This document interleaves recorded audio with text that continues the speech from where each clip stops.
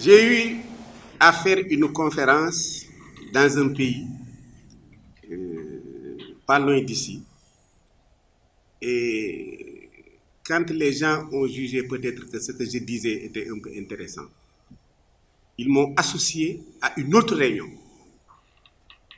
de la conférence où il y avait Interpol, il y avait les Américains, les officiers supérieurs du renseignement, du cyber-renseignement, de la cybersécurité du Portugal, de la France, de la Suisse, de la Belgique, des États-Unis.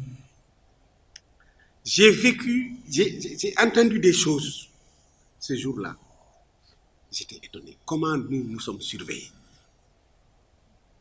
Toutes les communications que nous faisons sont captées. Et dans toutes les langues.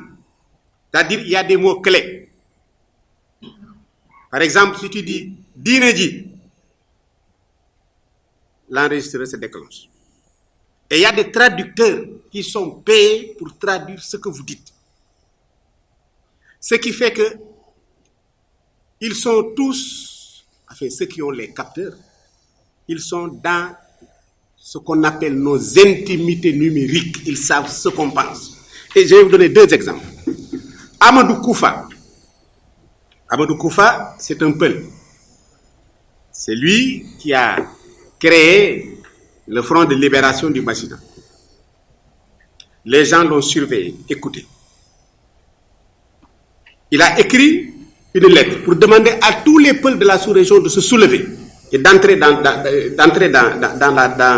le terrorisme. Jusqu'à présent, les gens ne le prenaient pas au sérieux. Mais quand ils l'ont écouté, ces communications, les services ont décidé d'en finir avec lui. Malheureusement, ils l'ont raté. Parce que, quand il frappait, le monsieur avait donné son téléphone à une autre personne pour aller, je ne sais pas, il devait extraire des sons, des choses comme ça.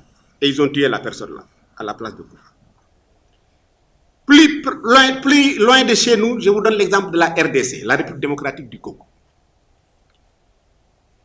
Et ça, c'est dans la conférence que j'ai appris ça.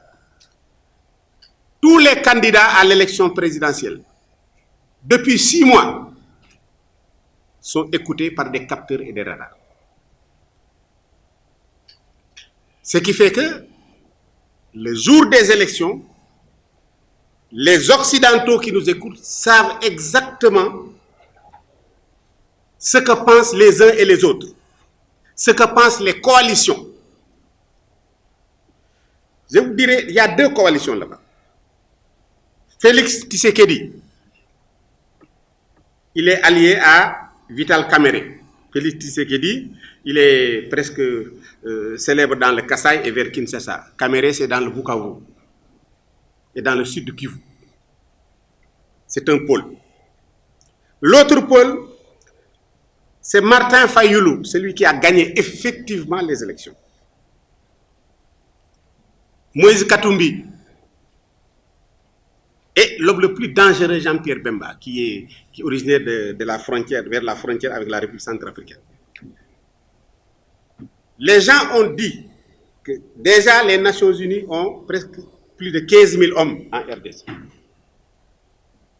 Si une autre guerre doit éclater après les élections, les Nations Unies ne pourront pas supporter et ce sera la catastrophe dans ces pays. Or, si Fayoulou prend le pouvoir, Kabila va entrer en rébellion. Comment ils ont su ça? C'est par l'écoute, par les écoutes, par les alliances. Donc le moindre mal pour eux, c'est de donner le pouvoir à l'alliance Tshisekedi-Kamel. On a appelé le président la Sénat. On l'a appelé à Washington, à New York, devant le Conseil de sécurité, entre les 2 tours de l'élection. Ils ont dit, écoute, monsieur, il faut proclamer que c'est ce monsieur-là qui a gagné les élections. Il dit pourquoi on lui donne les enregistrements. Mieux, les enregistrements traduits. Il écoute par la langue nationale et on lui traduit ça en français. Lui aussi, il a été convaincu que donner le moindre mal aujourd'hui, c'est de donner à M. Tshisekedi la victoire.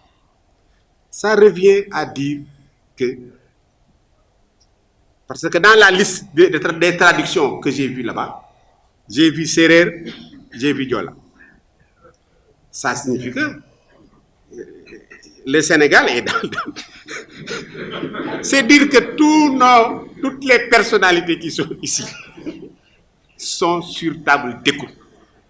Maintenant, qu'est-ce que la civilisation du numérique? Comment peut-on se vanter d'être dans la civilisation? On n'a pas les moyens d'assurer notre sécurité dans cette civilisation. Moi, je pense que c'est bon d'être dans la civilisation, mais faisons tout pour assurer notre sécurité. On n'est pas en sécurité.